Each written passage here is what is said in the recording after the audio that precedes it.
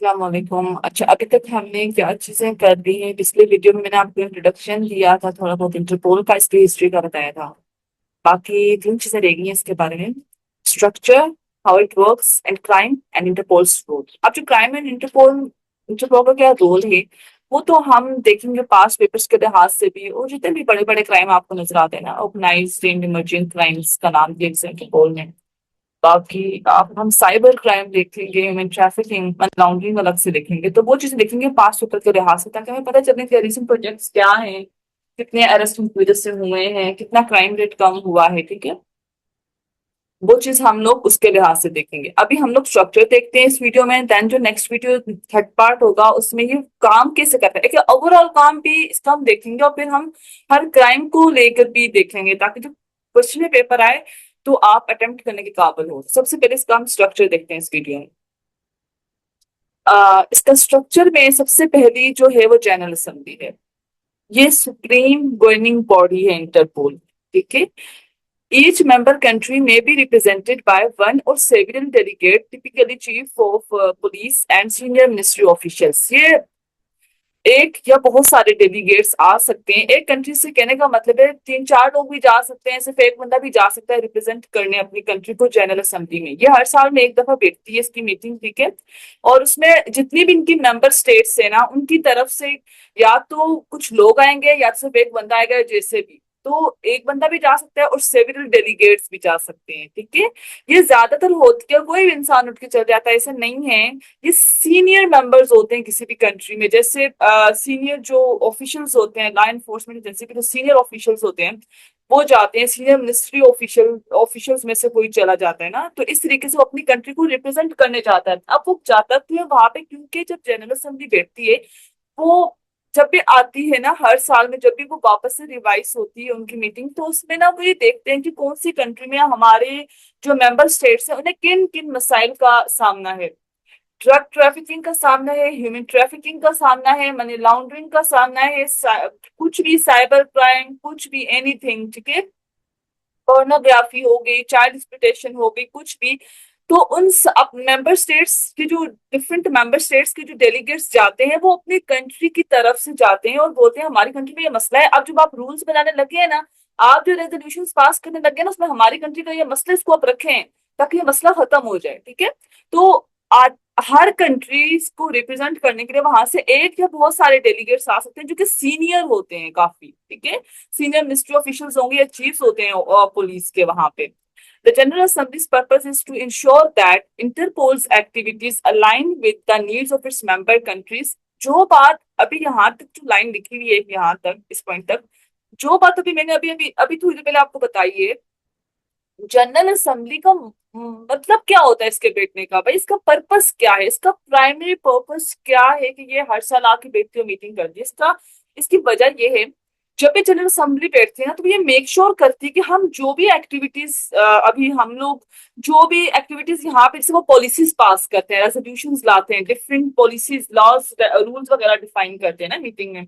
तो वो ये कोशिश करते हैं अभी जो भी लॉ हम बनाने वाले हैं अभी इस मीटिंग में, वो हमारी मेंबर कंट्री की नीड्स को पूरा करे। अब वो नीड्स किस तरह की होंगी, कोई कंट्री बोलेगा यार हमारे यहाँ साइबर क्राइम इतना ज्यादा फैल गया है, अब हमारी कंट्री की नीड क्या है, भाई आप साइबर क्राइम के लिए कुछ करें। अब वो पॉलिसी क्या पास करेगा जनरल असेंबली, जिसमें वो साइबर क्राइम को कर्ब करने के लिए, उसको कम करने के लिए, रिड्यूस करने के लिए कोई लॉ लाएगा, कोई पॉलिसी बनाएगा, कोई रूल्स एंड रेगुलेशन बताएगा वो। ठीक है, कोई रेजोल्यूशन लेके आएगा।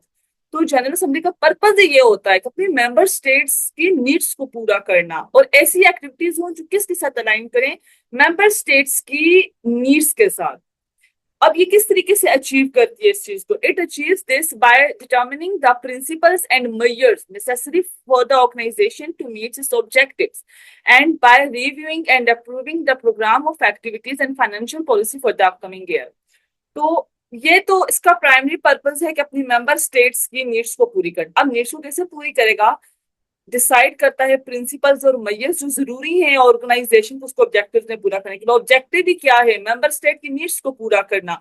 और ये रिव्यू करता है, अप्रूव करता है, जो जनरल असेंबली में सामने डॉक्यूमेंट्स आते हैं, जो भी लोग सारे अपने अपनी तरफ से देते हैं कि सजेशंस ये हैं, उन सबको रिव्यू करते हैं असेंबली में और फिर उसको अप्रूव करते हैं प्रोग्राम्स को। बाकी ये फाइनेंशियल पॉलिसी भी बनाते हैं। ऑब्वियसली जब एक बड़ा ऑर्गेनाइजेशन अदारा चलता है तो फाइनेंशियल तो ऑब्वियसली उसके खर्चा तो होता है ना हर चीज का, तो वो फाइनेंशियल पॉलिसी भी बनाते हैं कि हमें अपकमिंग ईयर के लिए हमें रिसोर्सेज भी चाहिए होंगे क्राइम को कम करने के लिए, वो उन रिसोर्सेज को भी उसी में डिसाइड करते हैं सारा कुछ। समझ आई यहाँ तक? Additionally, the General Assembly elects the members of the Executive Committee, which serves as the governing body, providing guidance and direction between sessions of the Assembly. अब ये जो लास्ट लाइन है इसका क्या मतलब है? पहले मैं ये बता दूं कि जनरल असेंबली में मैंने आपको बता दिया मेंबर स्टेट्स की नीड्स को पूरा करने आते हैं, यही इनका ऑब्जेक्टिव है। फॉरमोस्ट ऑब्जेक्टिव ये, प्राइमरी ऑब्जेक्टिव ही यही है। उसके लिए ये प्रिंसिपल्स बनाएंगे, मेजर्स बनाएंगे, आने वाले साल के लिए ये फाइनेंशियल पॉलिसी बनाएंगे कि रिसोर्सेज किस तरह लगाने, ये सारा कुछ। इसके अलावा एक और फंक्शन होता है जनरल असेंबली का कि ये एग्जीक्यूटिव जो इनका कमेटी होती है ना, एग्जीक्यूटिव कमेटी, उसके मेंबर्स को यही इलेक्ट करते हैं। ठीक है, एग्जीक्यूटिव कमेटी जनरल असेंबली के बाद एक और यहाँ पे बहुत बड़ा इंस्टीट्यूशन आप समझे, एग्जीक्यूटिव कमेटी के मेंबर्स को जनरल असेंबली में ही इलेक्ट किया जाता है। यही लोग वोट्स देके इनको इलेक्ट करते हैं। और ये जो लिखा मैंने आगे कि विच सर्व्स एज द, ये एग्जीक्यूटिव कमेटी के बारे में लिखा है कि executive committee serves as the governing body, ये सुप्रीम गवर्निंग बॉडी होती है। और इसके बाद कौन गवर्न करता है? Executive committee.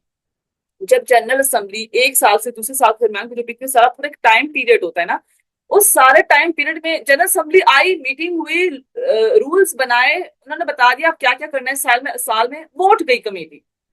अब वो पूरा साल चलना है ना, डे टू डे जो रूटीन होंगे, ऑपरेशन होंगे, उसको भी तो देखना है ना। तो वो जब उठ जाएगी उसके बाद उसके लास्ट को सुपरवाइज करना, उसको देखना कि वो जो लास्ट जनरल असेंबली बना के उठ गई है उसको किस तरह एग्जीक्यूट करना है, उसका काम एग्जीक्यूटिव कमेटी करती है। मतलब देखो लिखा हुआ है ना कि executive committee serves as the governing body providing guidance and direction between sessions of the assembly। ये आप सोचिए अभी एक है 20 अक्टूबर को हुआ है जनरल असेंबली की मीटिंग, 20 अक्टूबर 2021। अभी 20 अक्टूबर 2022 को फॉर एग्जांपल बता रही हूँ दूसरा इनका सेशन होगा जनरल असेंबली का। अब इसके दरमियान, दोनों सेशंस के दरमियान, between sessions of the assembly कौन फिर रूल कर रहा होता है? Executive committee. ये जनरल असेंबली के बनाए हुए रूल्स को एग्जीक्यूट करता है, ये गवर्निंग बॉडी होती है उसके दरमियान में। ठीक है, और एग्जीक्यूटिव कमेटी के मेंबर्स को जनरल असेंबली ही इलेक्ट करवाती है। The agenda each year includes discussions on major crime trends and security threats facing the world। Obviously इनका काम, इंटरपोल का मतलब क्या है? is equal to reducing crime rate, that's it। तो वही करेगा। ठीक है, as the largest global gathering of senior law enforcement officials, obviously general assembly के जब भी ये मीटिंग बैठती है तो इसमें जो भी इनके मेंबर स्टेट्स हैं या ऑब्जर्वर्स जो होते हैं, मैं कहूँगा ऑब्जर्वर्स क्या होते हैं, तो वहां पे कौन होता है? Senior law enforcement officials. किसी भी कंट्री के सीनियर मेंबर्स होते हैं। सीनियर मेंबर्स इस तरह नहीं कि कोई भी बुजुर्ग उठ के चला गया, वो बात नहीं मैं कर रही। Law enforcement officials, senior ministry officials, इस तरह के लोग जाते हैं, वो सारे उस सारी मीटिंग में बैठे होते हैं, उनकी गैदरिंग होती है। ठीक है, as the largest global gathering of senior law enforcement officials, the General Assembly offers an important opportunity for countries to network and share experiences। क्योंकि यहाँ पे जैसे पाकिस्तान की तरफ से जाएंगे, इंडिया की तरफ से जाएंगे, यूके की तरफ से जाएंगे, यूएस की तरफ से जाएंगे, इस तरीके से होता है ना, बहुत सारी जगहों से जाते हैं, अफ्रीका की तरफ से जाएंगे। तो जब यहाँ पे बहुत सारे सीनियर लॉ एनफोर्समेंट ऑफिशियल्स होते हैं तो वो फिर एक दूसरे के साथ इंटरेक्ट करते हैं। आप एक रूम में बहुत सारे लोगों इंटरेक्ट तो करोगे ना, जिसमें अपना एक्सपीरियंस शेयर करोगे, तो इससे क्या होता है, उनको नए नए ट्रेंड्स समझ आते हैं कि कौन सा कंट्री किस तरीके से कर रहा है। जब आप कभी पिक्चर्स कहीं पे कोई जैसे G20 की कोई वो हो गई थी कि उनका प्लेसमेंट हुआ, तो देखा है बहुत सारे ऑफिसर्स आपस में हाथ मिला रही हैं, उनकी फोटोग्राफ्स खींची जा रही हैं। वो इस पर्पस के लिए होता है कि आप लोग एक दूसरे के साथ इतने बड़े प्लेटफॉर्म पे इंटरेक्ट करें, अपने एक्सपीरियंस को शेयर करें। तो जनरल असेंबली का ऑल एंड ऑल क्या है कि ये जो है इधर कंट्री, हर कंट्री को रिप्रेजेंट करने के लिए वहां से एक या सेवरल डेलीगेट्स आते हैं जो अपनी कंट्री को रिप्रेजेंट करते हैं। वो आते क्यों है? ये बताने के लिए कि हमारी कंट्री की क्या नीड है, क्योंकि वो इंटरपोल का पार्ट है। फिर इंटरपोल का काम क्या होता है कि अपनी मेंबर स्टेट्स की, अपनी जो अपनी मेंबर कंट्रीज है, उनकी नीड्स को पूरा करना, उनको पूरा करना ही इसका सबसे प्राइमरी ऑब्जेक्टिव और पर्पस होता है। उसको पूरा करने के लिए प्रिंसिपल्स बनाते हैं, मीटिंग में मेजर्स लेते हैं, फाइनेंशियल पॉलिसी भी बनाते हैं, इनको रिसोर्सेज चाहिए होते हैं। तो इसके अलावा जनरल असेंबली एग्जीक्यूटिव जो कमेटी उसके मेंबर्स को भी इलेक्ट करती है। इसके अलावा इनका एजेंडा यही होता है कि डिस्कशन करना on major crime trends and security threats जो कि दुनिया अभी फेस कर रही है। और ये क्योंकि जनरल असेंबली एक प्लेटफॉर्म की तरह काम करती है डिफरेंट कंट्रीज के दरमियान। देखो आप हर कंट्री में एनसीबी होती है, नेशनल जो ब्यूरो होती है, हर कंट्री में एनसीबी होती है, लेकिन जब सारी कंट्री के सीनियर लॉ एनफोर्समेंट ऑफिशियल्स एक ही हॉल में जमा हो जाए, एक ही प्लेटफॉर्म के ऊपर मिलें किसी टाइम पे, तो वो एक दूसरे को अपनी अपनी एक्सपीरियंसेस भी शेयर करेंगे। तो इसलिए जनरल असेंबली बहुत अहमियत रखती है when it comes to Interpol या कोई भी हो, इवन यूनाइटेड नेशंस, बड़ी बड़ी आप दूसरी ऑर्गेनाइजेशन देखें, ठीक है। अच्छा, जनरल असेंबली में लास्ट बनते हैं, मैंने आपको बता दें इन लास्ट को क्या जनरल असेंबली में कोई भी 3-4 लोग पास कर देते, ऐसा नहीं होता है। जनरल असेंबली में डिफरेंट कंट्रीज है, 196 कंट्रीज इनकी मेंबर स्टेट्स है, तो हर मेंबर स्टेट की तरफ से डेलीगेट्स जाएंगे या एक डेलीगेट जाएगा। जो भी डेलीगेट्स जाएंगे या हर कंट्री के पास एक वोट होगा, वोटिंग करवाती है जनरल असेंबली पे, जैसे लिखा हुआ है 1 कंट्री 1 वोट। अब एक कंट्री से एक बंदा जा रहा है या 10 बंदे जा रहे हैं, 10 के भी हाफ पे भी उस कंट्री का सबसे सीनियर ऑफिशियल वोट देगा, फिर 10 के 10 उठ के वोट नहीं देंगे। जैसे आप इंडिया से एक ही गया है तो वो एक वोट दिया, अपनी पूरी 1 कंट्री 1 वोट है, 1 पर्सन 1 वोट नहीं लिखा हुआ, ठीक है। अब इंडिया की तरफ से एक बंदा गया है तो वो एक वोट देगा अपनी कंट्री के बिहाफ पे। हमारी कंट्री से पाकिस्तान से 10 लोग नहीं, उन 10 में से किसी एक को जो है डेलीगेट का, पूरे जो 10 लोगों का डेलीगेट होगा उसका हेड बना देंगे और वो फिर अपनी कंट्री के बिहाफ पे वोटिंग करेगा, वोट देगा, ठीक है। इस तरह होता है। The General Assembly takes decisions in the form of resolutions. Resolutions पास करते हैं ये। Each member country represented has 1 vote. हर जो भी कंट्री वहां पे जाती है उसका एक ही वोट होता है। The decision making process is made by either a simple or 2/3 majority depending on the subject matter. अब जनरल असेंबली में ना आप जब रेजोल्यूशन पास करते हो तो अगर कोई बहुत ही आम सी रेजोल्यूशन है जिसमें इतनी कंट्रोवर्शियल नहीं है, ठीक है, इतना ज्यादा तजाद नहीं है, तो वो सिंपल मेजोरिटी से पास कर लेते हो। मतलब ½ + 1, जैसे 100 लोग हैं असेंबली में बैठे हैं, 100 में से 51 जो है अपना वोट जो है ना वो रेजोल्यूशन की तरफ देते हैं, इसे कहते हैं सिंपल मेजोरिटी। कोई ज्यादा मतलब कि ज्यादा कंट्रोवर्शियल किस्म का अगर जो है वो पॉलिसी नहीं है तो फिर वो सिंपल मेजोरिटी से ये लोग पास कर लेते हैं 50+1 से। अगर 100 लोग हैं तो 100 का सिंपल मेजोरिटी 50+1 बन जाएगा, ठीक है, मतलब हाफ से ज्यादा होता है। लेकिन अगर बहुत ही कंट्रोवर्शियल किस्म का कोई पॉलिसी या कोई रेजोल्यूशन निकालनी है या पास करनी है तो फिर क्या करेंगे ये, उसके लिए फिर सिंपल मेजोरिटी नहीं, फिर वो ज्यादा लोगों का वोट मांगेंगे ताकि फिर सब की तरफ से राय मिले। फिर ये 2/3 मेजोरिटी देखें। अब देखो सिंपल मेजोरिटी होगी, 100 लोग हैं उनकी सिंपल मेजोरिटी 50+1 कर दें, 51 लोग करेंगे तो वो पास हो गया। लेकिन अगर कंट्रोवर्शियल किस्म का है, सब्जेक्ट मैटर ये, लेकिन ना अगर कंट्रोवर्शियल किस्म का लॉ पास करना है तो फिर ये क्या करेंगे, या कोई पॉलिसी पास करनी है, कोई मैयर लेनी है, उसके लिए 2/3 मेजोरिटी चाहिए। अब फिर 100 का कितना हो जाएगा, 66-67, इसको राउंड ऑफ कर दे, 66.666 इतना कुछ होता है ना 100 का 2/3, तो 66-67 इतना कुछ करके इसका बनेगा, आप देख लेना, तो 2/3 मेजोरिटी बनेगी।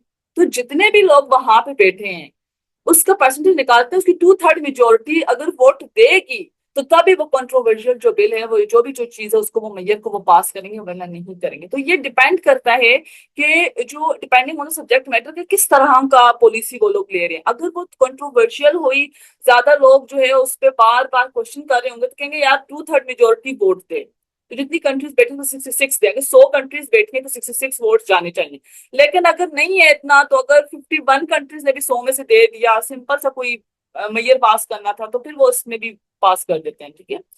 These resolutions are public documents. जो भी रेजोल्यूशन पास करते हैं कोई ढकी छुपी नहीं होती, इनकी वेबसाइट्स पे होती है और पब्लिक डॉक्यूमेंट होती है and available from 1960 to the current date on this site. अभी तक सारे जो रेजोल्यूशन उन्होंने पास किए इनकी वेबसाइट पे मिल जाएंगे। अभी मैंने आपकी स्क्रीनशॉट लगाया हुआ है, ये मैंने इंटरपोल की वेबसाइट से ही लिया है। अब जनरल असेंबली, मैंने आपको बताया जनरल असेंबली होती क्या, ये हर साल बैठती है, इसकी मीटिंग होती है, ठीक है, और उसमें डिफरेंट मेंबर कंट्रीज आके बातचीत करते हैं। डिफरेंट मेंबर कंट्रीज जो है उनकी तरफ से डेलीगेट्स आते हैं, वो आके यहाँ पे अपना अपना मुद्दा रखते हैं, बातचीत करते हैं। एग्जीक्यूटिव कमेटी का मेंबर्स को इलेक्ट करती है, सब काम करती है। तो क्या सिर्फ यही काम करती है, यही मेंबर्स आके हमेशा हर एनुअल इनकी मीटिंग में आते हैं, और क्या सिर्फ ये एग्जीक्यूटिव जो कमेटी है उसी के मेंबर्स को अलग करती है? ये हम स्क्रीनशॉट भी देखते हैं। वहां पे हम लोग ऑब्वियसली हम बहुत सारी चीजें पेपर में नहीं लिख सकते, कभी आए तो लेकिन अगर आपको पता हो तो बेहतर है, अगर आप जितना उसको प्रिसाइज करके लिख सको आप लिख लेना। अब जब भी जनरल असेंबली की मीटिंग होती है इसमें कौन कौन अटेंड करता है, मैंने आपको ये तो बताया है कि हर मेंबर कंट्री से डेलीगेट्स आते हैं। वो देखो सीनियर लॉ एनफोर्समेंट ऑफिशियल्स होते हैं, जैसे चीफ्स ऑफ पुलिस वगैरह, जो मिनिस्टर्स होते हैं वो आ सकते हैं। वो तो हो गए। इसके अलावा आप सीसीएफ के भी मेंबर्स होते हैं। सीसीएफ क्या होता है? ये इंटरपोल का ही अदारा है, वो आके बैठते हैं।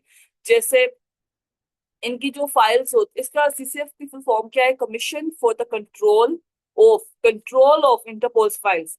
इंटरपोल की फाइल्स का कंट्रोल होता है इस अदारे के पास। अब फाइल्स कौन सी? पर्सनल डेटा, इंडिविजुअल्स का जो डेटा होता है, डेटा बेसिस नहीं होता कि कौन सा। इंटरपोल हेल्प किसना करता है? इंटरपोल के पास जो वांटेड क्रिमिनल्स होते हैं उनका डेटा होता है। जो डिफरेंट चीजें हैं, किन लोगों के अगेंस्ट नोटिस जारी हैं, कौन क्रिमिनल्स हैं, कौन डिटेन है, कौन कन्विक्टेड हैं, कौन जो है क्रिमिनल्स फ्यूजिटिव्स के बारे में होता है जो भाग जाते हैं अपनी कंट्री से। तो वो जो सारा डेटा होता है, पर्सनल डेटा, वो जो फाइल्स होती हैं उन्हें कंट्रोल करने के लिए सीसीएफ एक कमीशन है, एक अदारा है। ये इंडिपेंडेंट अदारा होता है। जब भी जनरल असेंबली की मीटिंग होती है ना, ये भी अटेंडेंस में होते हैं, यहाँ पे बैठते हैं मीटिंग्स में, ठीक है। ये जो सीसीएफ का जो अदारा है एक तो इंडिपेंडेंट होता है। कोई भी member state, Pakistan, India, UK, US, uh, अपनी तरफ से इनको इन्फ्लुएंस नहीं कर सकते। ये किसी की बातों में नहीं आता है। ये एक इंडिपेंडेंट अदारा है जो इंटरपोल के लिए काम करता है।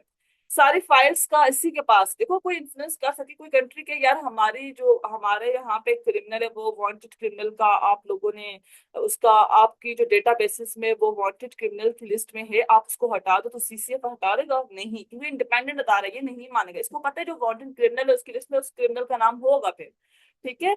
अब सीसीएफ जो है ना, इंटरपोल का कॉन्स्टिट्यूशन है बाकायदा, उसके मुताबिक सीसीएफ का क्या काम है? 3 रोल्स हैं इसके, एडवाइजरी, सुपरवाइजरी एंड प्रोसेसिंग।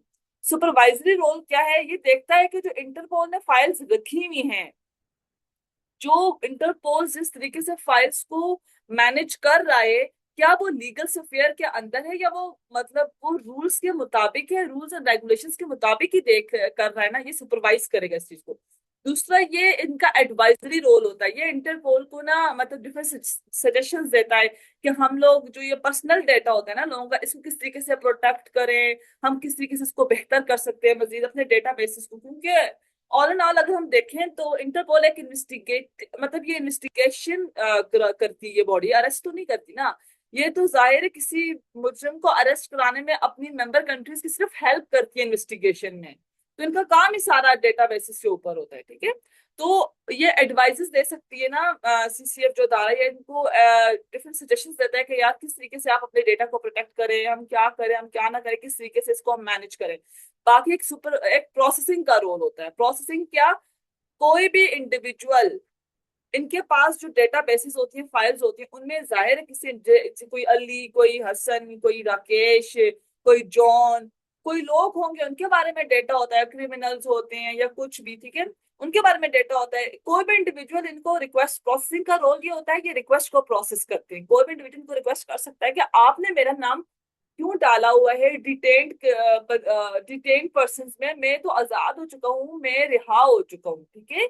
मैं डिटेन था लेकिन मैं अब डिटेन नहीं हूँ। तो डिटेन्ड पर्सन में से आप मेरा मेरा लीगल स्टेटस चेंज करें। लीगल स्टेटस क्या होता है क्रिमिनल का? कि मतलब हम लीगल स्टेटस किसी क्रिमिनल क्या होगा? वो एक क्रिमिनल है, वो डिटेन्ड है, वो अब वो बंद है, ठीक है। वो बोलेगा यार आप मेरा लीगल स्टेटस चेंज करें, मैं अब डिटेन्ड नहीं हूँ। तो कोई भी इंडिविजुअल इनको रिक्वेस्ट कर सकता है कि डेटा बेसिस में जो उसका नाम है वो आप हटा दें या कुछ करें, या जो भी रिक्वेस्ट कर सकता है उसके पर्सनल डेटा को चेंज करने के लिए। दूसरा, ये एडवाइसेस देता है इंटरपोल को कि आप किस तरीके से मैनेज करें डेटा बेसिस को। दूसरा, ये सुपरवाइज करता है, ये देखता है कि इंटरपोल अच्छी तरीके से कर रहा है नहीं कर रहा। तो ये इनके 3 काम होते हैं सीसीएफ के। ये इंडिपेंडेंट अदारा होता है, कंट्रोल करता है इंटरपोल्स की फाइल्स को। और ये भी आके असेंबली में ये भी आके जनरल असेंबली की मीटिंग में बैठता है। और जिस तीसरा, ऑब्जर्वर्स होते हैं। ऑब्जर्वर्स वो होते हैं जो इनके मेंबर स्टेट्स नहीं होती, मतलब कि ये इनकी मेंबरशिप तो फुल मेंबरशिप नहीं होती है इंटरपोल के साथ, लेकिन ये आकर बैठते हैं, ये ऑब्जर्व करते हैं कि क्या हो रहा है क्या नहीं हो रहा है। ये वोटिंग नहीं कर सकते, ये वोट्स नहीं देते, वोटिंग सिर्फ मेंबर स्टेट्स ही करेंगी, इनसे वोट नहीं लेंगे, ठीक है। ऑब्जर्वर्स से वोट्स नहीं लेते। ये कौन होते हैं? एनजीओ होंगी या कोई बड़ी बड़ी ऑर्गेनाइजेशन होंगी, कोई इंस्टीट्यूशन होंगे, कुछ भी हो सकते हैं, ये आकर बैठते हैं। आप लोग समझ जाइए अटेंडेंस में कौन होते हैं, ये सारे होते हैं। ये तो मैंने आपको बताया था, बाकी दो भी बता दी। अप्रूव करते हैं ये ऑब्वियसली ये डिसीजंस लेते हैं फाइनेंस के मुताबिक, रिसोर्सेज के मुताबिक, पॉलिसीज के मुताबिक, जनरल असेंबली की लोकेशन किधर होगी, प्रोग्राम और एक्टिविटीज, इन सब को लेके डिसीजंस लेते हैं, उनको अप्रूव करते हैं। बाकी ये इलेक्ट, अच्छा अप्रूव करते हैं, और अप्रूव करने के लिए हर कंट्री के पास एक वोट होता है। अगर एक कंट्री से 3-4 लोग जा रहे हैं तो 3-4 लोगों में ना पूरी डेलीगेशन का एक हेड बना देंगे, और वो हेड जो है ना पूरी कंट्री के बिहाफ, अपनी डेलीगेशन के बिहाफ पे वोटिंग करेगा, ठीक है। और जितनी सारी रेजोल्यूशन है वो इनकी वेबसाइट पे आपको मिलेंगी। 1 कंट्री 1 वोट, और 1 वोट ऑब्वियसली अगर हर कंट्री में से 7 लोग आ रहे हैं, 7 में से एक को उस पूरी डेलीगेशन का हेड बना देंगे। 7 लोगों में डेलीगेशन ही गया ना, उसको डेलीगेशन ही बोलते हैं ना, उसका हेड बनाएंगे जो उसके बिहाफ पे वोट देगा। ये सब कुछ है। बाकी ये इलेक्ट करते हैं। इलेक्ट किसको करते हैं? मैंने आपको ये तो बताया एग्जीक्यूटिव कमेटी के मेंबर्स को इलेक्ट करते हैं। इसके अलावा दो और आपको यहाँ पे चीजें नजर आएंगी। एक सेक्रेटरी जनरल को भी इलेक्ट करते हैं। सेक्रेटरी जनरल कौन है? इनके जो जनरल सेक्रेटरिएट है ना, उसका हेड होता है ये, उसको भी यही इलेक्ट करते हैं। एग्जीक्यूटिव कमेटी के मेंबर्स को भी इलेक्ट करते हैं, और सीसीएफ मेंबर्स को भी ये खुद ही इलेक्ट करते हैं। ठीक है, यहाँ तक आपको समझ आ गई। अब अगला है एग्जीक्यूटिव कमेटी। अब एग्जीक्यूटिव कमेटी क्या करती है? मैंने आपको बताया है कि एग्जीक्यूटिव कमेटी के मेंबर्स को तो जनरल असेंबली करती है, ठीक है, इनको इलेक्ट करती है। अब एग्जीक्यूटिव कमेटी का अपना काम क्या होता है? जनरल असेंबली आती है हर साल, आके अपनी मीटिंग करके अपना सेशन पूरा करके उठ जाती है।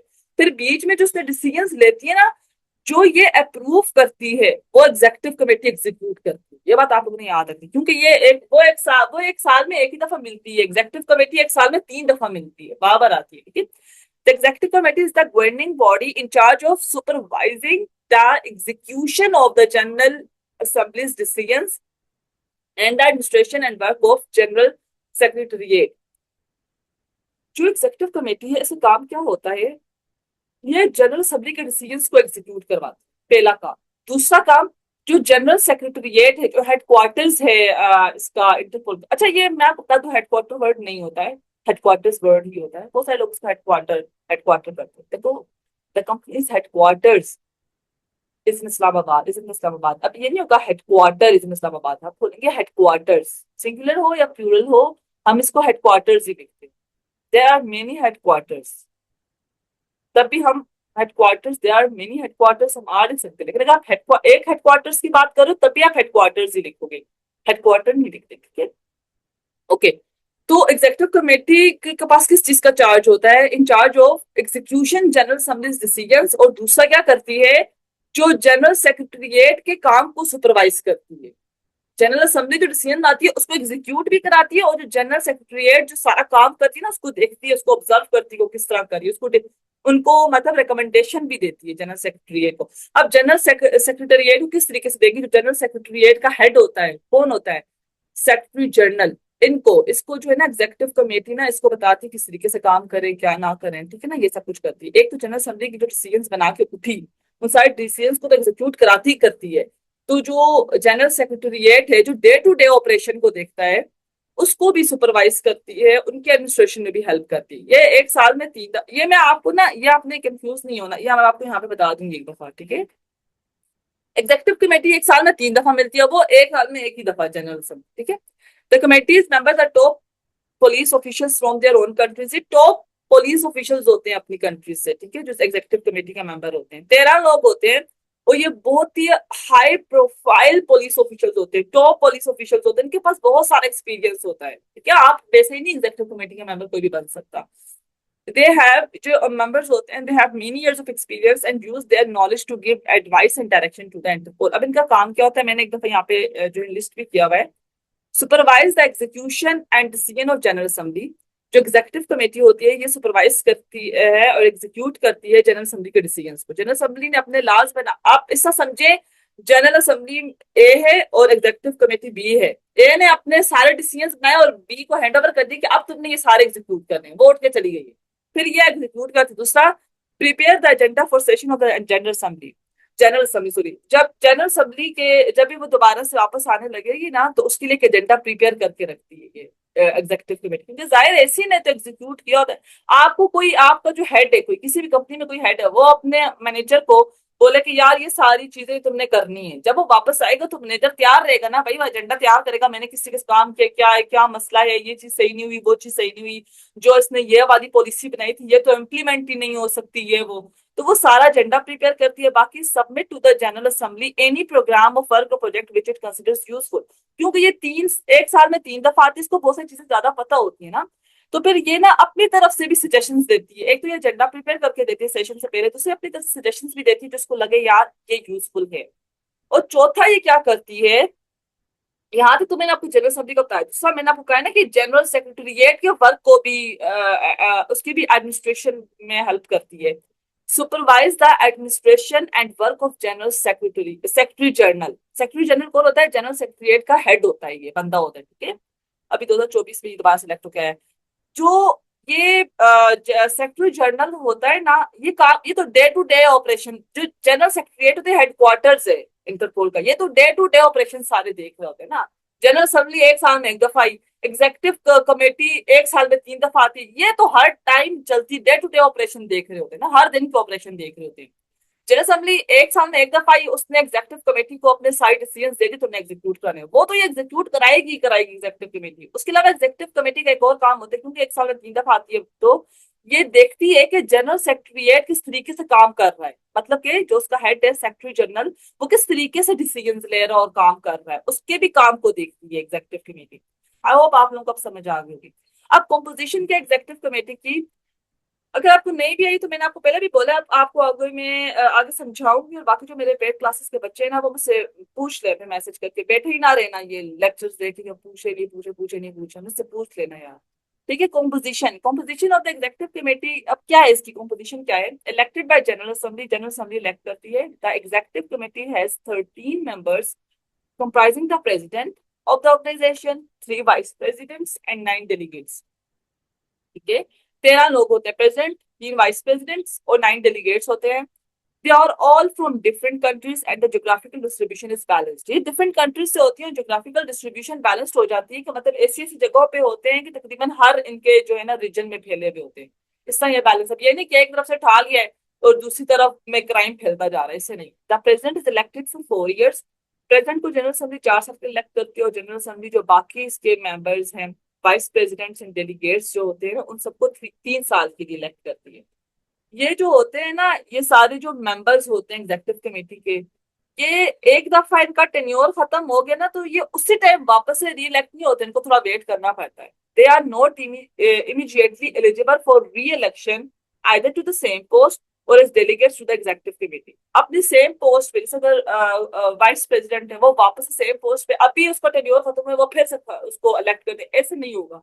ना ही सेम पोस्ट के लिए, ना ही डेलीगेट्स के लिए एग्जीक्यूटिव कमेटी, ठीक है, ऐसे नहीं हो सकता। उनको थोड़ा वेट करना पड़ेगा री इलेक्ट होने के लिए। तो ये सी कॉम्पोजिशन है। अब ये यहाँ पे मैंने स्क्रीनशॉट लिया हुआ है, 13 मेंबर्स हैं, part time and unpaid role होता है, और oversee implementation of general assembly decisions. तो ये जनरल असेंबली के डिसीजंस को इम्प्लीमेंट एग्जीक्यूट कराते हैं। लेकिन इससे एक और काम भी ये होता है जो मैंने बताया है, कि जनरल सेक्रेटरीट के काम को भी ऑब्जर्व कर रहे होते हैं, कि जो हमारा सेक्रेटरी जनरल है वो किस तरीके से डे टू डे ऑपरेशन को देख रहा है। अब general secretariat, the general secretariat serves as the central hub of Interpol. ये रहा, कितना खूबसूरत है। इंटरपोल का सेंट्रल हब है ये, ठीक है। ये हेडक्वार्टर्स है, लोकेटेड इन लियोन फ्रांस। मैंने आपको बताया था आखिर में लियोन में ट्रांसफर हुआ था सेंट क्लाउड के बाद, आपको पता है ना। लियोन में है जनरल सेक्रेटरीट, और यही इसी को हम लोग हेडक्वार्टर्स बोलते हैं। It is the organisation main operational centre, day to day operation देखता है, एंड एडमिनिस्ट्रेटिव हेडक्वार्टर्स, ठीक है। ये क्या है? ये एडमिनिस्ट्रेटिव हेडक्वार्टर्स है। अब इसको आप लोग एडमिनिस्ट्रेटिव हेडक्वार्टर लिख लोगे नहीं ना, हेडक्वार्टर देखो, हेडक्वार्टर एक ही तो नहीं कोई कमरा होता, उसमें तो आपको डिफरेंट एंटिटीज देखने को मिलेंगी। आप इस तरीके से इसको याद कर लो, ठीक है। हेडक्वार्टर्स वर्ड होता है, हेडक्वार्टर वर्ड है ही ग्रामेटिकली गलत है बिल्कुल। The companies headquarters is in Islamabad. There are many headquarters in Islamabad. फिर आप डिफरेंट कंपनीज के हेडक्वार्टर्स की बात करें, A company, B company, C company. अगर ए कंपनी की तब भी इसका भी एक होगा हेडक्वार्टर्स, तो हेडक्वार्टर्स ही होगा, ठीक है। तो अच्छा, ये क्या है? ये मेन हब है, सेंट्रल हब है, लियोन में है ये। और ये डे टू डे ऑपरेशंस को देखता है, ऑपरेशनल सेंटर है, एडमिनिस्ट्रेटिव हेडक्वार्टर्स है ये, ठीक है। The General Secretariat is responsible for day-to-day functioning of Interpol, including the management of its databases. यहीं पर databases files होती हैं सारी, जिन फाइल्स को CCF कंट्रोल कर होता है, वो फाइल्स किधर होती हैं? हेडक्वार्टर्स पे ही होती हैं। ये उनको मैनेज करता है, including the management of databases, communication between member countries and coordination of international investigations.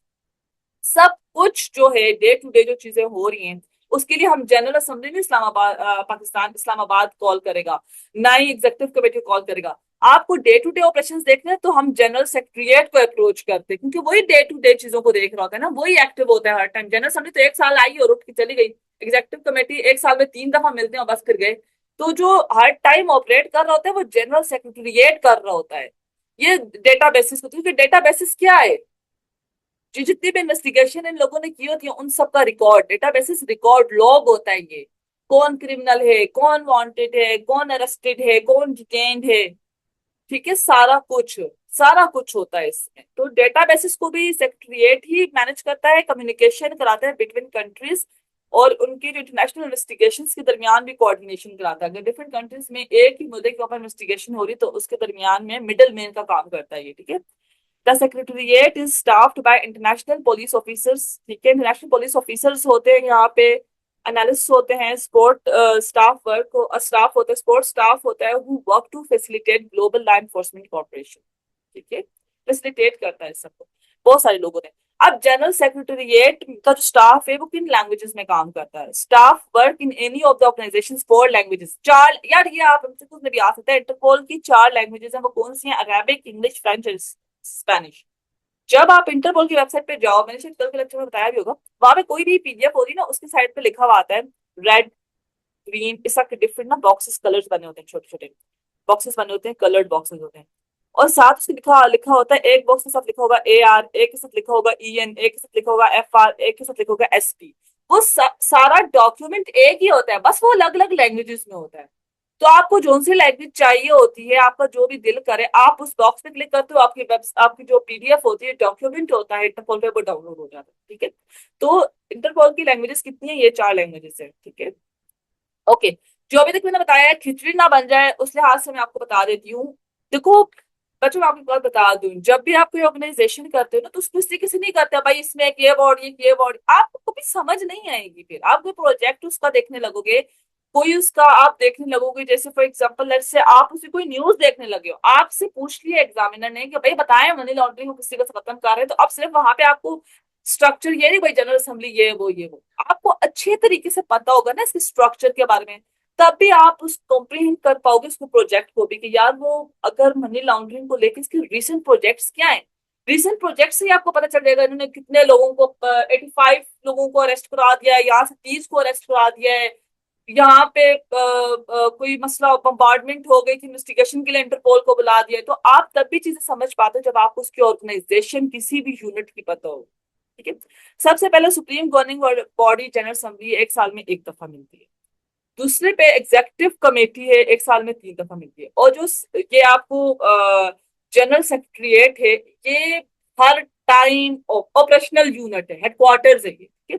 अब जनरल असेंबली का काम क्या होता है? ये इसको भी इलेक्ट करती है, एग्जेक्टिव जो कमेटी के मेंबर्स को भी इलेक्ट करती है, और जनरल सेक्रेटरिएट में किसको इलेक्ट करती है? उसके हेड को, जिसको हम सेक्रेटरी जनरल बोलते हैं। सेक्रेटरी जनरल को भी जनरल असेंबली ही इलेक्ट करती है, और एग्जेक्टिव मेंबर्स के जो सारी कमेटी के जो सारे मेंबर्स होते हैं उनको भी जनरल असेंबली ही इलेक्ट करती है। अब जो इलेक्टेड एग्जीक्यूटिव कमेटी होती है उसका काम क्या होता है? जनरल असेंबली के GA मतलब जनरल असेंबली, उसकी डिसीजंस को एग्जीक्यूट कराना, और जो आपका सेक्रेटरी जनरल होता है वो किस तरीके से सेक्रेटरिएट को चला रहा है उसके काम को भी देखना, उसको सुपरवाइज करना, उसको मतलब रिकमेंडेशन भी देना, देखना वो किस तरीके से काम कर रहा है, ये काम होता है इसका। दूसरा, जो आपका जनरल सेक्रेटरिएट होता है, जो कि सेक्रेटरी जनरल के ही अंडर होता है, वो हेड होता है, वो क्या करता है? वो डे टू डे ऑपरेशंस को देखता है, डेटाबेसेस को मैनेज करेगा, डिफरेंट कंट्रीज के दरमियान कम्युनिकेट कराएगा। डिफरेंट कंट्रीज के दरमियान कम्युनिकेट कराने के लिए आप उनके हेडक्वार्टर्स में सीधा रिक्वेस्ट करते हो, ना कि एग्जेक्टिव कमेटी जनरल असेंबली को, जो 1 साल में 3 दफा मिलती है, ये 1 साल में 1 दफा मिलती है। ये मेन हब है, सेंटर यही है, एपी सेंटर ये, यहाँ पे ही आप लोग सब कुछ डे टू डे ऑपरेशन इधर मैनेज होता है। ये क्या करता है? ये तो इसके डिसीजंस को इम्प्लीमेंट कराता है और इसके काम को सुपरवाइज करता है, बस इतना। अच्छा, ये आप लोगों को समझ आ गया?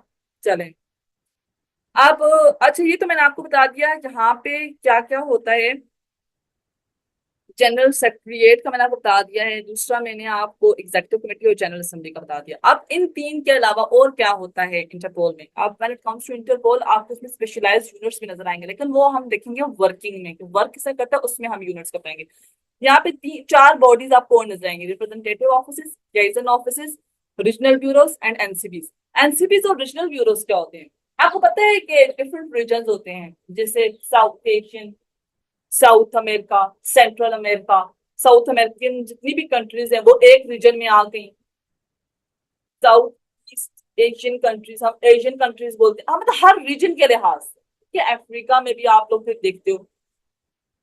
तो हर रीजन के लिहाज से एक ब्यूरो है। ऊपर जनरल असेंबली आ गई, नीचे फिर एग्जीक्यूटिव, फिर जनरल सेक्रेटरीट। अब हर रीजन के ऊपर भी एक ब्यूरो है, ताकि अगर सिर्फ एक रीजन में एक तरह का स्पेसिफिक क्राइम हो रहा है तो वो वहां की रीजनल ब्यूरो हैंडल कर ले। ठीक है। Interpol's regional bureaus are key to helping and improving crime fighting efforts in different parts of the world. ठीक है, अपने अपने रीजन में। ठीक है, each bureau is set up in a specific region to focus on local crime problems and support police forces in those areas. ये एक specific reason में होती है, 7 रीजनल ब्यूरोज हैं इनकी। ठीक है, उनके नाम याद करने आपको जरूरी नहीं है, मैंने एग्जांपल में साउथ अमेरिका वाले की बता दिया है, बुएनोस आयरस का मैंने बता दिया। ठीक है, हर एक को याद करना जरूरी नहीं है। तो 7 रीजनल ब्यूरोज हैं जो 7 रीजन में फैली हुई हैं, ताकि अगर एक रीजन में कोई एक क्राइम है तो वहां की जो रीजनल ब्यूरो है जो वो कर ले। जैसे अभी अगर कोई कंपनी है, वहां का सीईओ है, सीईओ के नीचे फिर आपको उसका जो है कोई असिस्टेंट नजर आ गया, सीईओ असिस्टेंट, असिस्टेंट के नीचे मैनेजर नजर आ गया। ठीक है, अब मैनेजर के नीचे डिफरेंट आप यूनिट्स बना दें, हर यूनिट अपना काम खुद देख, उस यूनिट का एक हेड बना दें, वो जो यूनिट का हेड होगा वो रीजनल ब्यूरो होगा।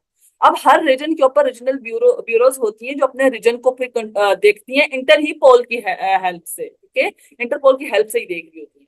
अब मैंने जैसे एग्जांपल दी है the regional bureau for South America. अब साउथ अमेरिका की जो रीजनल ब्यूरो है ना, वो जितनी भी साउथ अमेरिकन कंट्रीज होंगी ना वहां को ही डील करेगी, वहां की रीजनल ब्यूरो। ठीक है, the regional bureau for South America is leading a major operation to fight drug trafficking. मैं एग्जांपल दे रही हूँ, क्या मतलब जो साउथ अमेरिका की जो रीजनल ब्यूरो है उसको ये पता चला है कि यार हमारे रीजन में, जो साउथ अमेरिका है हमारे रीजन में ड्रग ट्रैफिकिंग का जो मसला है वो बहुत बढ़ गया है। अब उससे लड़ने के लिए रीजनल ब्यूरो एक्टिव हो जाएगी।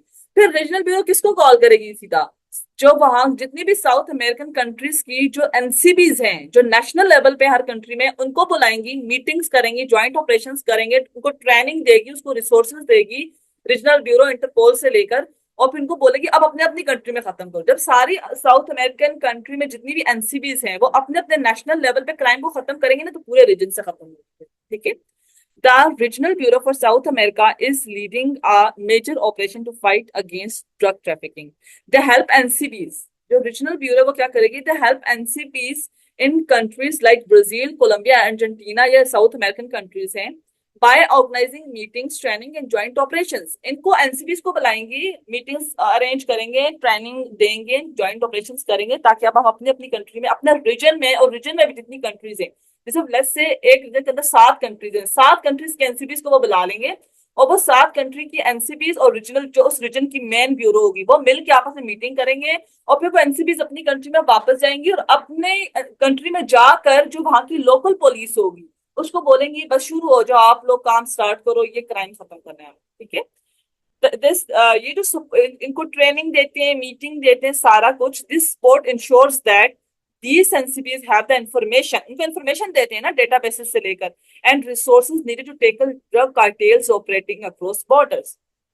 साउथ में देखो, जब एक रीजन के, मेरे को एक रीजन के अंदर ड्रग ट्रैफिकिंग का मसला है, तो इसका मतलब है अगर उस रीजन के अंदर 7 कंट्रीज है ना, तो उन 7 कंट्रीज में बॉर्डर्स क्रॉस कर दिया उस क्राइम ने, ड्रग ट्रैफिकिंग ब्राजील को क्रॉस करके कोलंबिया में चला गया, कोलंबिया को क्रॉस करके अर्जेंटीना में चला गया, मतलब कि एक पूरे रीजन में फैल रहा है। तो वो क्रॉस बॉर्डर जो ड्रग का मसला होगा, ड्रग ट्रैफिकिंग का, उसको रोकने के लिए ये साइट ट्रेनिंग और रिसोर्सेज देते हैं रीजनल ब्यूरो। अब एनसीबीज क्या होते हैं? एक एनसीबी से काम ये होता है कि रीजनल ब्यूरो के साथ मिलकर काम करते हैं। दूसरा एनसीबी से काम क्या होता है? जब सिर्फ 2 कंट्रीज के अंदर मसला हो तभी एनसीबीज एक्टिव होती है। The national central bureau link Interpol with police forces in each member country. NCB का हर कंट्री में जो एनसीबी का काम ये होता है कि जो इंटरपोल को अपनी कंट्री की लोकल पुलिस से कनेक्ट करे, क्योंकि लोकल पुलिस की लैंग्वेज क्या होगी ये नहीं पता, हर कंट्री की अपनी होती है ना, तो इंटरपोल ही बीच में, इंटरपोल की तरफ से जो एनसीबी होती है ना वही काम करती है। Each countries NCB helps with communication, handles international help request and supports cross border investigation। Cross border investigation को हेल्प करते हैं। क्रॉस बॉर्डर इन्वेस्टिगेशन जब भी आती है तो ऑब्वियसली यहाँ पे हर कंट्री का अपना कल्चर है, अपनी लैंग्वेज है, अपना एडमिनिस्ट्रेटिव जो है वो ब्यूरोक्रेसी का अपना एक तरीका है, तो उन हर्डल्स को खत्म करने के लिए एनसीबी होती है। जैसे एग्जांपल हो, the NCB in Pakistan receives a request from the NCB in the United Kingdom to locate and arrest a fugitive believed to be hiding in Islamabad। कि जो पाकिस्तान की एनसीबी है उसको रिक्वेस्ट मिली है यूनाइटेड किंगडम की NCB से कि हमारे यहाँ पे, जैसे यूनाइटेड किंगडम की एनसीबी की कॉल आई पाकिस्तान एनसीबी में कि भाई हमारा एक फ्यूजिटिव है, स्केपर है, एक क्रिमिनल है जो भाग गया, ऐसे फ्यूजिटिव कहते हैं, वो आपके कंट्री में आगे संभाल में छुपा हुआ है, आप कुछ करें। अब पाकिस्तान की एनसीबी क्या करेगी? The NCB in Pakistan coordinates with local police forces to track down the fugitive. अब जो इस्लामाबाद की एनसीबी है वो क्या करेगी? अब वो कम्युनिकेट करेगी हमारी लोकल पुलिस से अपनी लैंग्वेज में, उर्दू में, या जिसमें हमारी तो नेशनल लैंग्वेज उर्दू है। अब वो कम्युनिकेट करेगी कि यार एक यूके का एक स्कैपर है, फ्यूजिटिव है जो इधर आ गया, उसको ढूंढो। अब एनसीबी पाकिस्तान क्या करेगी? किसका डेटाबेस यूज करेगी? इंटरपोल का ही, जो किधर है, जनरल सेक्रेटरिएट में है, वो उन्हीं का डेटा बेसिस यूज करेगी, देखिए कि यार वो जो क्रिमिनल वहां से भाग है वो किस तरह का है, उसके मतलब फिंगरप्रिंट्स वगैरह सारा कुछ वहां से कलेक्ट करेगी। और फिर जो भी इंफॉर्मेशन इसको मिलेगी पाकिस्तान एनसीबी को, वो क्या करेगी? वो यूके के साथ शेयर भी करेगी, और यहाँ की लोकल पुलिस के साथ पाकिस्तान की जो एनसीबी वो मिलकर क्या करेगी? फ्यूजिटिव को पकड़ेगी और उसको डिपोर्ट करा देगी, एक्स्ट्राडिशन कराएगी, मतलब डिपोर्ट करा देगी। एक्स्ट्राडिशन का मतलब क्या होता है? क्रिमिनल को उसी कंट्री में वापस भेज दें। अच्छा, रीजनल ब्यूरोज और एनसीबी से आपको समझ आ गया है ना कि रीजनल ब्यूरो जब एक रीजन के अंदर काम करना होता है तो वो एनसीबी के साथ मिलकर काम करती है, और एनसीबी बिल्कुल इंडिविजुअली भी एक्टिव होती हैं जब डिफरेंट रीजन्स के अंदर हो, अलग अलग, जैसे यहाँ से यूके से पाकिस्तान एनसीबी को आ रही है तो अलग अलग रीजन में हो गई ना, तो इस तरह हो तो फिर एनसीबी इंडिविजुअली भी एक्टिव हो जाती है, वरना एक रीजनल ब्यूरो के अंडर भी एक्टिव होती है। ठीक है, ओके। अगली दो बॉडीज हम देखेंगे, representative offices and liaison offices. Representative offices क्या होते हैं? ये रिप्रेजेंट करते हैं इंटरपोल को, जितनी भी इंटरनेशनल बड़ी बड़ी एंटिटीज हैं, तीन ये है लिखा भी है, we have special representative offices at the African Union, European Union, United Nations. ये तीन बड़ी बड़ी इंटरनेशनल एंटिटीज हैं जो अपनी अपनी जगह, जैसे यूरोपियन यूनियन यूरोपियन कंट्रीज को लेकर हर तरह का लाभ बनाता है, सिर्फ सिक्योरिटी को लेकर नहीं, स्ट्रेटेजिक पॉइंट ऑफ व्यू से हम देखेंगे के रिप्रेजेंटेटिव ऑफिसेज होते हैं इंटरपोल के, जितने भी बड़ी बड़ी इंटरनेशनल एंटिटीज है, इन तीनों में, अफ्रीकन यूनियन में भी इनका एक रिप्रेजेंटेटिव ऑफिस है, यूरोपियन यूनियन में भी और यूनाइटेड नेशंस में भी। Representative offices serve as strategic points of contact for high level engagement with major international entities। strategic point of view से मतलब कि ये बताना चाहती हैं कि यार हम, हमारा रिप्रेजेंटेटिव ऑफिस है, इधर यूनाइटेड नेशंस कोई भी पॉलिसीज बना रहा है, यूरोपियन यूनियन कोई भी पॉलिसीज बना रहा है, अफ्रीकन यूनियन कोई भी पॉलिसीज बना रहा है, चाहे वो सिक्योरिटी से रिलेटेड है, किसी चीज से भी रिलेटेड है, हम भी हैं और हमारी बात को भी आप सुने, हम भी हैं, हम भी क्राइम को और हर चीज को कम करना चाह रहे हैं। ठीक है, तो जितनी इंटरनेशनल एंटिटीज हैं बड़ी बड़ी, उन सब में ये क्या होते हैं? ये इनका एक रिप्रेजेंटेटिव जो कि इंटरपोल को रिप्रेजेंट कर रहा होता है ऑफिस, वो होता है। ठीक है, दे जो स्ट्रेटेजिक पॉइंट ऑफ व्यू का यहाँ पे मतलब क्या है? मतलब कि लॉन्ग रन में किसी के साथ ना, एक होता है ना कि आप लाइजन ऑफिस होता है, लाइजन ऑफिस जब आप किसी भी जगह किसी भी यूनिट के साथ, एक ऑर्गेनाइजेशन, इंटरनेशनल ऑर्गेनाइजेशन जो कि ये बड़ी बड़ी इंटरनेशनल एंटिटीज ही ना, जैसे यूरोपियन यूनियन के अंडर आता है ना यूरोपोल, लियाइजन ऑफिस यूरोपोल के साथ होगा। यूनाइटेड नेशन के अंदर आता है ना जो ड्रग एंड क्राइम से रिलेटेड, जैसे UN office on drugs and crime, UNDC, तो लियाइजन ऑफिस इधर होगा। अब ये जो ऑर्गेनाइजेशन है यूएनडीसी की, जो कि ड्रग और क्राइम को डील करती है, वो यूनाइटेड नेशन के अंडर ही आती है। यूनाइटेड नेशन एक बड़ा एक अम्ब्रेला इंटरनेशनल एंटिटी है इधर। ठीक है, यूरोपियन यूनियन के अंदर जो है, जो यूरोपियन यूनियन, जो डिफरेंट ऑर्गेनाइजेशन यूरोपियन यूनियन के अंदर बनेंगे, अफ्रीकन यूनियन के अंदर बने या यूनाइटेड नेशंस के अंदर बने, जो छोटी ऑर्गेनाइजेशन हो ना, उनके साथ लाइजन ऑफिसेज होंगे और इनका खुद का एक रिप्रेजेंटेटिव ऑफिस होगा, ये जो बड़ी बड़ी इंटरनेशनल एंटिटीज हैं। ठीक है। तो बड़ी जो इंटरनेशनल एंटिटीज है उनके साथ काम करना करते हैं स्ट्रेटेजिक पॉइंट ऑफ व्यू से, कि मतलब ये बताना चाह रहे होते हैं कि हम भी आपके साथ हैं, हम भी चाहते हैं कि दुनिया को एक बेहतर जगह बनाया जाए आम जबान में। ठीक है। They promote Interpol's mission, Interpol के मिशन को प्रमोट करते हैं जो रिप्रेजेंटेटिव ऑफिस होते हैं। They promote Interpol's mission and align its activities with broader global objectives through participation in key discussions and policy making processes. देखो, ये ना ऑब्जर्व जब भी यूनाइटेड नेशंस की जनरल जैसे जनरल असेंबली हर जगह पे होती है, सेंटर की जनरल असेंबली में ऑब्जर्वर्स आते हैं ना, इस तरह ये ही ऑब्जर्वर की तरह काम करते हैं यूनाइटेड नेशन की जनरल असेंबली में, कि हम भी हैं, हम भी आकर बैठ रहे हैं, आप जो भी पॉलिसीज बना रहे हैं उनके साथ हम इंटरपोल भी जुड़ा हुआ है एक किस्म का। ठीक है। Such as those at the United Nations in New York, New York में है यूनाइटेड नेशंस का headquarters, and European Union in Brussels, European Union का हेडक्वार्टर्स ब्रुसेल्स में है। ensure that Interpol is actively involved in shaping international security policies and fostering strategic partnership that support long-term goals. ठीक है। तो represent करते हैं, representative office यही होता है, रिप्रेजेंट करता है इंटरपोल के। इंटर देखो, आप कहीं पे क्यों जाते हो ये बताने के लिए कि हाँ हम भी हैं, अगर आप नहीं जाओगे मतलब आप गायब हो।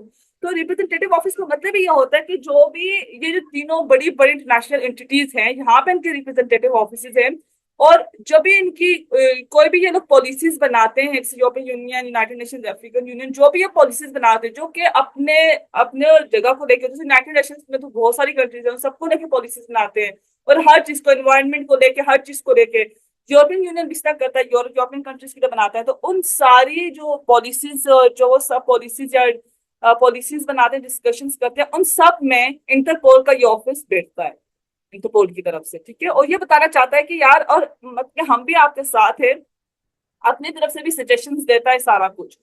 लियाइजन ऑफिस क्या होते हैं? लियाइजन ऑफिस एक्सटेंड इंटरपोल्स रीच। ये तो स्ट्रेटेजिक पॉइंट ऑफ व्यू से होता है ना, कि यार आपकी long term goals, strategic point of view यही होता है कोई चीज लॉन्ग टर्म करना, लॉन्ग टर्म के लिए करना।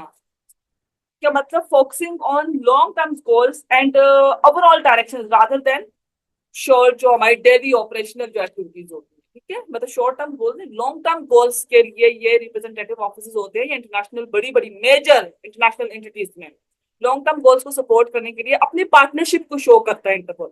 यहाँ पे क्या होता है, ये जो बड़ी बड़ी एंटिटीज होती है ना, इन्हीं की जो आगे छोटी ऑर्गेनाइजेशन होती है ना, उनके साथ सपोर्टिव काम करना, कोऑपरेट करके काम करना, ये आता है लियाइजन office. Liaison office extend Interpol's reach by enhancing collaboration with other international organizations, ensuring effective communication and coordination for operational purposes. देखो, ये ऑपरेशनल पर्पसेस, ये तो लॉन्ग टर्म गोल्स होते हैं। जब भी यूनाइटेड नेशन की जनरल असेंबली आती है, वो लॉन्ग टर्म गोल्स डिसाइड करके जाती है ना, तो उधर इनके रिप्रेजेंटेटिव ऑफिस होते हैं इंटरपोल के। यहाँ पे क्या होता है, ये तो जो जिस यूनाइटेड नेशन का ड्रग्स एंड क्राइम को लेकर जो ऑफिस है, वो देखता है ना हर टाइम ड्रग और क्राइम को डील कर रहा होता है। ये ऑपरेशनल पर्पसेस के लिए, यहाँ पे ये ऑपरेशनल पर्पसेस के लिए होते हैं। ड्रग एंड क्राइम को जो डिपार्टमेंट बनाया है यूनाइटेड नेशन ने, वो बनाया इसीलिए कि यूनाइटेड नेशन के बिहाफ पे ये डिपार्टमेंट देखे ऑपरेशन। अब इस ऑपरेशन के साथ जब इंटरपोल का यूनिट काम करेगा, तो वो क्या होगा, लियाइजन ऑफिस कहलाएगा। ठीक है। These offices work closely with entities like Europol in Hague and UN Office on Drugs and Crime in Vienna, facilitating day-to-day interactions and joint efforts to address specific crime issues. हर कोई specific crime issue को देखता है। अब liaison offices कहाँ कहाँ पे है? एक यूनाइटेड नेशन का जो ऑफिस है ड्रग एंड क्राइम को लेकर वियना में, उसके साथ काम करता है ये एक ऑफिस। एक और ऑफिस है यूरोपोल में, यूरोपोल के साथ है हेग में। यूरोपोल क्या है? यूरोपोल यूरोपियन यूनियन की लॉ एनफोर्समेंट एजेंसी है यूरोपोल। ठीक है। यूरोपोल क्या है? यूरोपोल है European Union agency for law enforcement cooperation. European Union ही के अंडर है समझो ये ऑर्गेनाइजेशन। अब यूरोपियन यूनियन में बैठेगा ऑफिस, तो वो रिप्रेजेंटेटिव ऑफिस है, क्योंकि यूरोपियन यूनियन हर लिहाज से लाभ बनाएगा, और इंटरपोल का रिप्रेजेंटेटिव जो ऑफिस होगा वो कहेगा कि हम यूरोपियन यूनियन के साथ उनके हर डिसीजन में खड़े हैं। लेकिन जो यूरोपियन यूनियन के अंदर यूरोपोल है जो लॉ एनफोर्समेंट को देखता है, उसके साथ अगर इंटरपोल काम कर रहा है तो उसके कहते हैं लियाइजन ऑफिस, क्योंकि वो डे टू डे ऑपरेशंस को, यहाँ पे डे टू डे ऑपरेशनल काम होता है और यहाँ पे डिसीजन मेकिंग का काम होता है। यहाँ पे लियाइजन ऑफिस में ऑपरेशनल काम होता है। यूनाइटेड नेशन का जो डिपार्टमेंट है ड्रग एंड क्राइम का, उसके साथ काम करता है, जो कि वियना में है ऑफिस। दूसरा यूरोपोल का किधर है? हैग में है, इसके साथ ही काम करता है। और तीसरा ऑफिस किधर है इंटरपोल का? कैरिबियन रीजन के लिए है ब्रिज टाउन में। ब्रिज टाउन में भी उनका जो क्या कहते हैं, जो उसका वो है कैपिटल है बारबाडोस, वहां पे, ठीक है, बारबाडोस में। तो यहाँ पे इनके लाइजन ऑफिस है, 3 लाइजन ऑफिस हैं और 3 रिप्रेजेंटेटिव ऑफिस हैं, ठीक है। आप समझ आ गए ना, ये लॉन्ग टर्म डिसीजन मेकिंग के लिए होता है रिप्रेजेंटेटिव ऑफिस। ये बस जो बड़ी बड़ी मेजर इंटरनेशनल एंटिटीज है उनकी डिसीजन मेकिंग प्रोसेस में बैठते हैं जाके और फिर अपनी सजेशन देना। और ये ऑपरेशन में, डायरेक्ट ऑपरेशन में काम आते हैं, जैसे ड्रग एंड क्राइम का जो डिपार्टमेंट है डायरेक्ट ड्रग और क्राइम को खत्म करने की कोशिश करते हैं ना, तो उसके साथ फिर जो इंटरपोल का लियाइजन ऑफिस है ना, अपना डेटाबेस वगैरह शेयर करता है उनके साथ और वो मिलके काम करते हैं। इसी तरह जो यूरोपोल के साथ भी मिलके ये काम करता है, ठीक है। तो ये सारा कुछ है। अब यहाँ से आगे अब हम ये देखेंगे कि काम किसना करता है, काम किसना करता है वहां पे हम डेटा बेसिस का देखेंगे, कैपेसिटी बिल्डिंग का देखेंगे, वो बाद में देखेंगे, ठीक है। अभी तक मैंने आपको स्ट्रक्चर बता दिया, यहाँ पे मैं इसको खत्म कर रही हूँ ताकि ज्यादा लंबा ना हो। अब जो थर्ड पार्ट है फिर आपको ये हाउ इट वर्क्स बताऊंगी, जो फोर्थ और फिफ्थ और सिक्स 3-4 पार्ट और बनाऊंगी, उसमें मैं फिर एक एक क्राइम को इंडिविजुअली लेके चलूंगी ताकि जब इंटरपोल पे क्वेश्चन आए 20 मार्क्स का, तो बस आप सीधे से करें, ठीक है। ओके, अल्लाह हाफिज।